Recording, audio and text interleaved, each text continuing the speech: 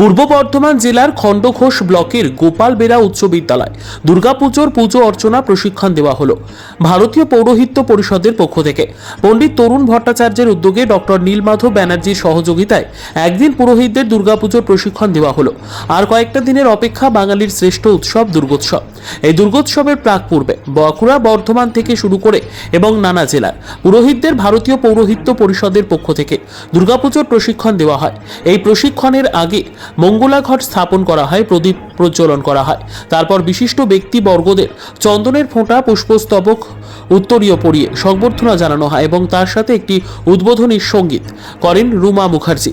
এই বিশেষ প্রশিক্ষণে উপস্থিত ছিলেন ভারতীয় পৌরোহিত্য পরিষদের স্থায়ী সভাপতি রামেশ্বর চ্যাটার্জি, কোষাধ্যক্ষ দীনবন্ধু ঘোষাল, এছাড়াও সহ সম্পাদক সুশান্ত ব্যানার্জি থেকে শুরু করে বিশিষ্ট ব্যক্তিবর্গরা। এর সাথে সাথে এই প্রশিক্ষণে অংশগ্রহণ করেন লোকাল পুরোহিত বর্ষণরা। এবারের এই দুর্গাপুজোয় তিথি অনুযায়ী অল্প সময়ে কিভাবে দুর্গাপুজো করা হবে সেই সমস্ত বিষয় নিয়ে পুরোহিতদের প্রশিক্ষণ দেওয়া হয় এবং প্রশিক্ষণের অবশেষে পুরোহিত গন্ধের হাতে সার্টিফিকেট তুলে দেওয়া হয় ভারতীয় পৌরোহিত্য পরিষদের পক্ষ থেকে।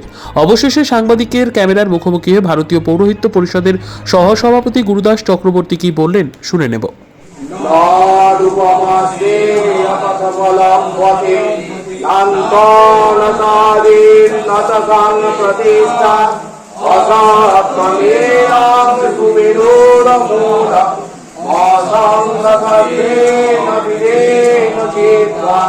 तथा पदं तां परिमार्गितव्यं यस्मिन् वदानविवर्तन्ति भूयः तमेव सत्तां पुरुषां प्रपद्ये यथा प्रवृत्तिर्नाशितानि निर्माणमोहादिसङ्गदोषः अध्यात्मनिकाविनिर्गमाः द्वन्द्वैर्विमोक्ता सुखदुःखसङ्गै वाचान्तमूढा भगवाभयङ्क न तद्भावयति सूर्य न सन्तो न भावः सर्वभक्तानां निवर्तन्ते सदामोहरमं मम ममैवांस्वजीवालोके जीवभूता सनातना